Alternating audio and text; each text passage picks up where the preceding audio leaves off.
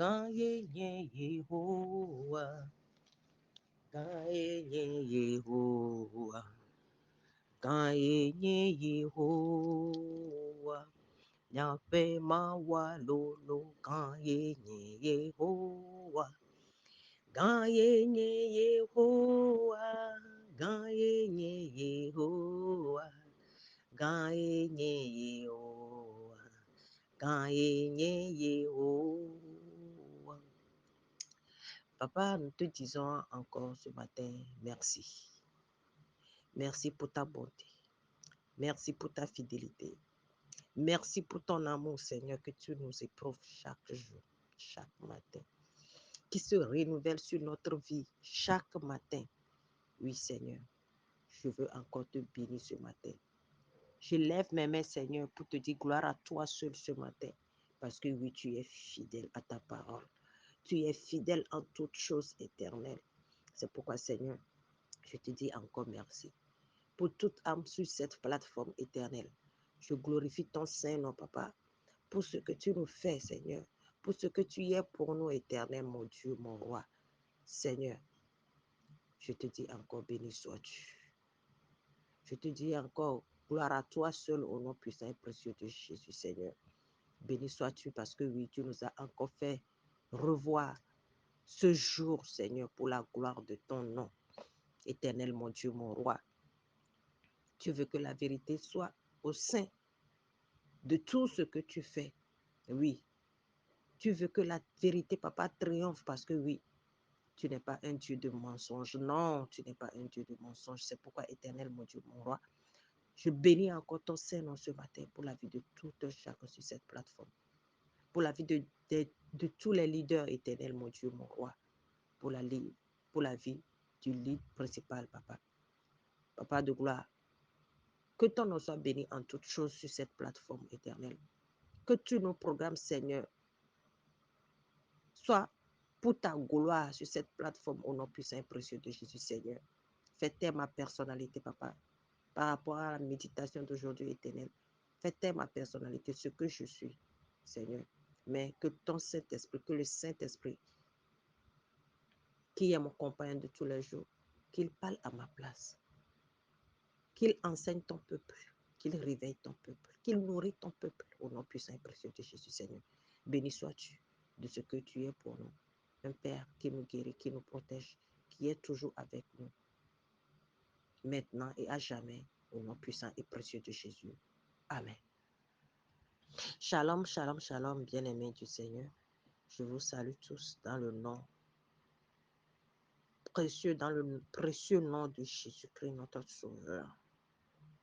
Il nous a encore fait grâce aujourd'hui pour que nous soyons encore ensemble, malgré les moments difficiles que nous passons. Parce que normalement, nous devons tous être aguerris, c'est-à-dire nous devons tous savoir que ces moments allaient passer dans le monde entier. En tant qu'un fils digne, une fille digne de son père, il ne nous les a pas cachés. Ces moments de turbulence vont passer aussi. De toutes les manières, ce que nous pensons ou bien ce qui vient à notre esprit et que nous sommes fiers et que nous n'oublions jamais et qu'il est toujours avec nous. Aujourd'hui, lundi, nous allons commencer le second épître de Paul à Timothée. Et on va aujourd'hui poser deux questions dans le premier chapitre que nous devons développer aujourd'hui. Le premier chapitre, c'est-à-dire 2 Timothée chapitre 1, que nous allons essayer de voir et que le Saint-Esprit nous parle surtout, que le Saint-Esprit nous enseigne surtout. Nous avons deux questions pour aujourd'hui et la première question nous dit, qu'est-ce que ce chapitre veut nous enseigner? Alléluia. Le chapitre n'est pas si long, donc je vais lire rapidement et aller répondre à la question. 2 Timothée chapitre 1, le verset 1, on dit, Paul, apôtre de Jésus-Christ, par la volonté de Dieu, pour annoncer la promesse de la vie qui est en Jésus-Christ, À Timothée, mon enfant bien-aimé, que la grâce, la miséricorde et la paix te soient données de la part de Dieu, le Père et de Jésus-Christ, notre Seigneur. Si nous voyons dans le premier verset et le deuxième verset, nous allons voir que Paul, comme à Galates, comme Tite, comme Pierre, Paul adresse une salutation à Timothée. Mais au même moment, si nous voyons le deuxième verset, la manière dont Paul a salué Timothée est un peu différente. Parce que Paul a appelé Timothée mon enfant bien-aimé. Alléluia. Ce chapitre spécialement veut nous parler de l'affection que Paul a pour Timothée. Alléluia. C'est pourquoi dans le verset 3, Paul continue pour dire, je rends grâce à Dieu que mes ancêtres ont servi et que je sais avec une conscience pure de ce que nuit et jour, je me souviens continuellement de toi dans mes prières. C'est Paul qui dit qu'il se souvient de Timothée et qu'il prie pour lui, me rappelant tes larmes et désirant te voir afin d'être rempli de joie. Gardant le souvenir de la foi sincère qui est en toi, qui habita d'abord dans ton œil Loïs et dans ta main Eunice et qui, j'en suis persuadé, habite en toi, aussi en toi. C'est parce que Paul connaissait en fait l'aïeul, ou bien Paul sait comment l'aïeul de Timothée et sa mère, l'aïeul qui est Louis et sa mère qui est Eunice, avaient du zèle pour le Seigneur. Donc, du coup, la manière dont Timothée est toujours avec Paul, c'est ça qui pousse Paul à dire, ou bien à rendre témoignage sur Timothée jusqu'à l'appeler mon bien-aimé.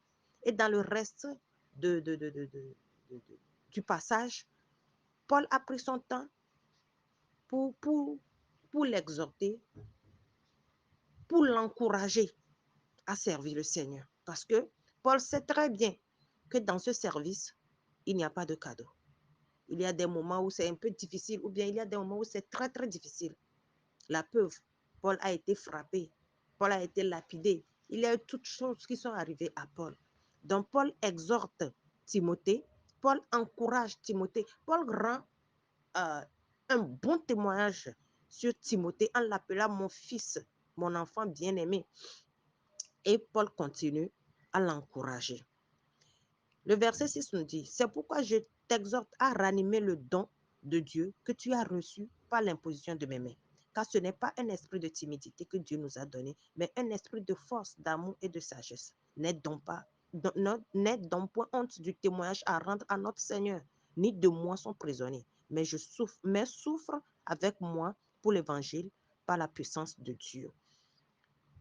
Il lui fait appel ici, dans le chapitre 8, de souffrir avec lui pour l'évangile, pas pour quelque chose, parce que Paul sait pertinemment que pour être témoin de cet évangile, pour toujours témoin de cet évangile, que ça ne sera pas du sucre, ça ne sera pas seulement que du miel, mais il y a beaucoup de tribulations, il y aura beaucoup de choses comme difficultés que Timothée va raconter.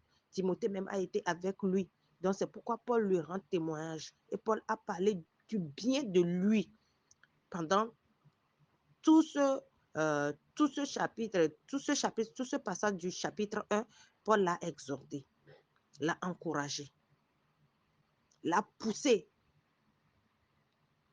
pour continuer l'œuvre de Dieu. Alors, c'est ce que ce chapitre entier veut nous montrer. C'est pourquoi moi aussi j'exhorte tout un chacun parmi nous d'être de bons fidèles, je peux dire, pour que nos leaders peuvent bien témoigner de nous, pour que nos leaders peuvent bien témoigner de nous, pour que nos leaders arrivent à prendre le téléphone ou bien à nous appeler ou bien à nous envoyer des lettres qui touchent le cœur. Que nous soyons de bons élèves, alléluia, à apprendre avec le cœur. Que le Saint-Esprit nous encourage. Alléluia. Notre deuxième question est de savoir quelle est la clé et le secret que ce passage nous révèle. Entre parenthèses, on dit dans le verset 7 et dans le verset 8, c'est-à-dire la référence. Alléluia. Le verset 7 nous dit, car ce n'est pas un esprit de timidité que Dieu nous a donné, mais un esprit de force, d'amour et de sagesse. N'êtes donc point honte du témoignage à rendre à notre Seigneur, ni de moi son prisonnier, mais souffre avec moi pour l'évangile par la puissance de Dieu. Alléluia. Je peux continuer pour aller vers le verset 9 et 10. Qui nous a sauvés et nous a adressé une sainte vocation, non à cause de nos œuvres, mais selon son propre dessein et selon la grâce qui nous a été donnée en Jésus-Christ avant le temps éternel, et qui a été manifestée maintenant par l'apparition de notre Sauveur Jésus-Christ, qui a détruit la mort et a mis en évidence la vie et l'immortalité par l'évangile. Alléluia. Ici, Paul est en train d'exhorter Timothée par rapport à, à ce que Dieu nous donne par cet évangile, à ce que Dieu nous donne comme arme, je peux dire. On dit que l'esprit qu'on nous a donné, ce n'est pas un esprit de timidité. Ce n'est pas un esprit de timidité. Allons dans Romains chapitre 8, verset 15, pour lire ce que la Bible nous ajoute. On dit Romains 8, chapitre 15. Romains 8, chapitre 15.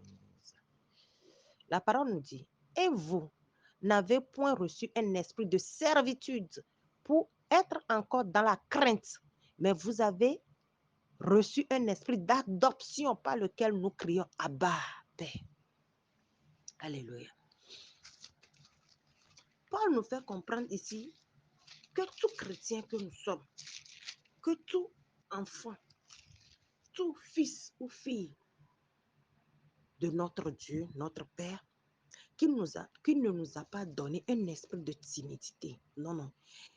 Que nous ne sommes pas, que nous n'avons pas un esprit de servitude. Non, non, non, non, non. Non.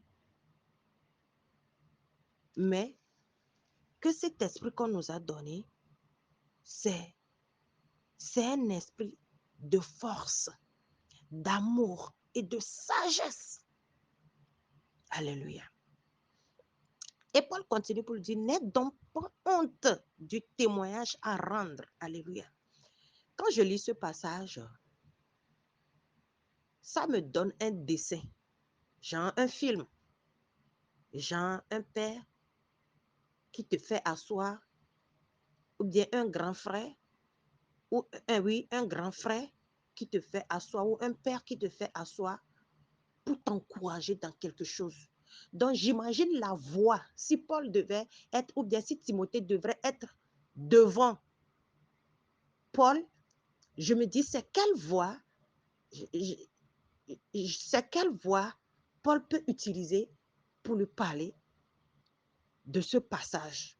Quand ces phrases viendront dans sa bouche, quelle est l'attitude que Paul pouvait adopter?